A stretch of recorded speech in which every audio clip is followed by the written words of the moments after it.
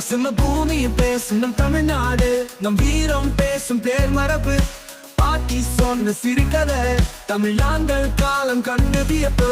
முல்லைக்கு தேர் கொடுத்த பாண்டிய மன்னர், இலங்கை வரை ஆண்ட சோழ மன்னர்.